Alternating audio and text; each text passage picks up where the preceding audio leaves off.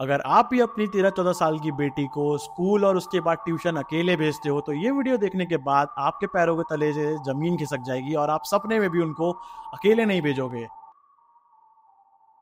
जुलाई 2024 रोहतक के अंदर एक छोटी सी कॉलोनी में रहते थे संध्या राठी और उनके हस्बैंड पंकज राठी और उनके दो प्यारे प्यारे बच्चे थे, जिसमें से 13 साल की सुनैना राठी और 17 साल का राहुल राठी आराम से जिंदगी गुजर बसर कर रहे होते हैं। फैमिली भी काफी अच्छी होती है, वेल सेटल होती है, कोई भी फाइनेंशियल प्रॉब्लम नहीं होती है। माता पिता के बीच में भी काफी प्यार होता है और बच्चे भी काफी आज्ञाकारी होते हैं, जिसकी वजह से वो आसपास के जो घर होते हैं उनकी छोटी सी कॉलोनी में उसमें भी काफी फेमस होते हैं उनकी रहन सहन की वजह से। पर एक दिन जो संध्या राठी है वो ये देखती है कि उनकी जो बेटी होती है अचानक से जून जुलाई के महीने में भी बड़े कपड़े पहनना शुरू कर देती है, यहाँ तक कि अपने भाई की भी जो जैकेट और स्वेटर होते हैं वो पहनना शुरू कर देती है। और देखते ही देखते 3-4 महीने निकल जाते हैं, थोड़ी थोड़ी ठंडक आना शुरू हो जाती है, पर संध्या राठी जी को कोई भी शक नहीं होता है। और हाँ, इन्फॉर्मेशन के लिए ताकि उनकी सेफ्टी रहे इस वजह से हमने सारे लोकेशंस और नाम को चेंज कर दिया है, ताकि हमारी वीडियो की वजह से या फिर किसी भी वजह से उस फैमिली को प्रेजेंट में या फिर फ्यूचर में कोई भी दिक्कत ना हो। तो ऐसे ही जून जुलाई से लेके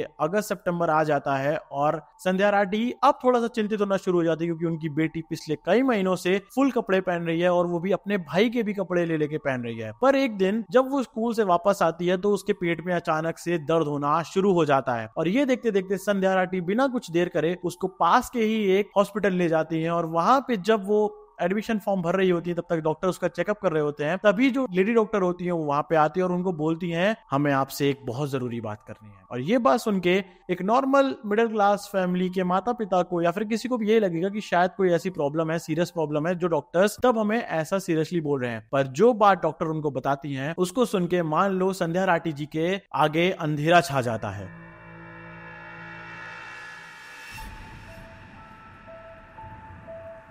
डॉक्टर आती है और उनसे बोलती है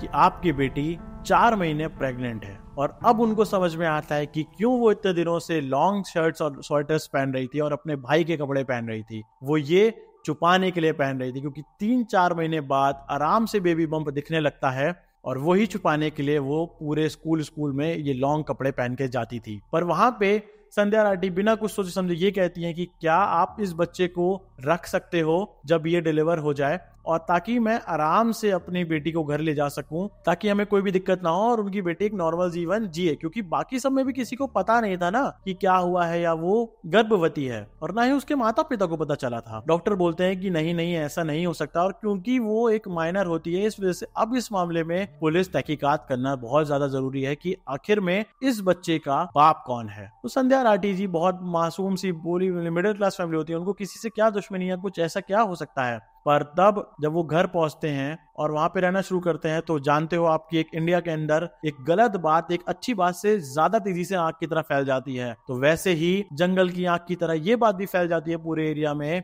कि संध्या राठी की जो बेटी है 13 साल की वो गर्भवती है। और ये उनको बहुत ज्यादा परेशान करने लगता है धीरे धीरे, कि वो कहीं से छोड़ के भी जाए तब भी उनको ये बात बहुत परेशान करने वाली थी। तब एक दिन संध्या राठी को उनकी बेटी ये बताती है कि जब वो स्कूल से आती थी तो एक दीपक नाम का लड़का उसको परेशान करता था। कई बार उसने उसको उल्टी सीधी बातें भी बोली, पर एक दिन जुलाई में जब वो अपने स्कूल से घर आ रही होती थी तो वही दीपक नाम का लड़का, जिसकी उम्र 21 से 22 साल थी, वो उसको जबरदस्ती पास के ही रास्ते में एक खंडर के अंदर ले जाता है और उसको डराता है कि अगर तुमने किसी को भी कुछ भी बताया तो मैं तुम्हें जान से मार डालूंगा, साथ ही साथ जिसको ये बात पता चलेगी मैं उसको भी जान से मार डालूंगा। 13 साल की लड़की वो डर जाती है और चुपचाप अपने घर चली आती है। और अगले 2 दिन दीपक उसको परेशान नहीं करता है, और एक दिन जब वो स्कूल से घर आ रही होती है तब दीपक उसे फिर से उस खंडर में ले जाता है और उसका शोषण करता है। और ये सिलसिला लगातार चलना शुरू हो जाता है। कई बार उसको मारता भी है, पर ऐसे मारता है कि उसके चेहरे पे कोई निशान ना आए और ना ही वो किसी को बता पाए कि उसको मार पड़ी है। और लगातार महीना दर महीना उसका शोषण करता रहता है। वो भी बाद में जब ये सिलसिला पूरा हो जाता है, जब वो बेबी डिलीवर हो जाता है, तब वो अपने घर में बताती है कि एक दीपक नाम का लड़का उसको परेशान करता था। और वहां से वो पूरी कहानी जब निकल के आती है तो मान लो पुलिस वालों के सामने भी ऐसी चीज आती है जो उन्होंने कभी नहीं सोची थी। तो ऐसे 2-3 महीने निकल जाते हैं, दीपक उसका कंटिन्यूअसली शोषण कर रहा होता है और एक दिन वो परेशान आके घर पे ये बोलती है अपने भाई से कि आज मैं अपने भाई को बताऊंगी और वो मेरे साथ जाएगा वहां पे और उसकी जो प्रॉब्लम है वो सॉल्व हो जाएगी। उसके बाद उसका कभी भी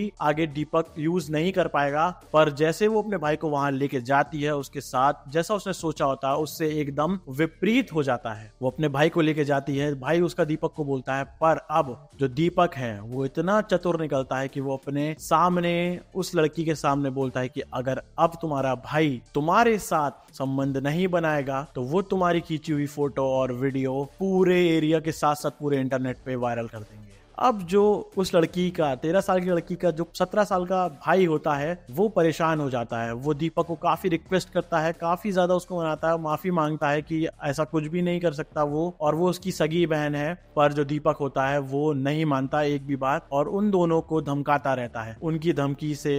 डर के वही चीज होती है जो आप और हम इतने टाइम सोच रहे हैं। और उसके बाद से जो वो लड़की है वो बड़े कपड़े पहनना शुरू कर देती है और ये बेबी जो है वो डिलीवर हो जाता है फाइनली। अब पुलिस जब तहकीकात करती है, पहले तो उस लड़के को पकड़ा जाता है दीपक नाम के, जो कि फरार होता है। पर जब उसको पुलिस पकड़ लेती है तो उसके डीएनए सैंपलिंग करती है और साथ साथ में जब माता पिता को ये पता चलता है कि उनका सगा बेटा उनकी 13 साल की सगी बेटी के साथ ऐसी ऐसी चीजें करा है दीपक के बहकावे में और उसके दबाव में आके, तो वो पहले इस बात को छुपाने की कोशिश करते हैं। पर क्योंकि वो लड़की पुलिस रिपोर्ट में सब कुछ बताती है, इस वजह से उसके भाई का भी डीएनए टेस्ट होता है और वही चीज निकलती है जो आप और हम सोच रहे हैं। सगे भाई का डीएनए और उसका डीएनए मैच हो जाता है और पुलिस दीपक को तो पकड़ती ही पकड़ती है, एक लड़की को पॉस्को एक्ट के अंडर, और साथ ही साथ में जो उसका भाई होता है उसको भी पकड़ती है, क्योंकि जानबूझ के नहीं, किसी के दबाव में, पर उसने भी एक गलत काम किया है। और आज की डेट में जो दीपक है वो पॉस्को एक्ट के अंदर है, उसको सजा हो चुकी है, पर उसका जो भाई है वो आज भी माइनर एज अ माइनर था उस टाइम पे, इस वजह से उसकी जो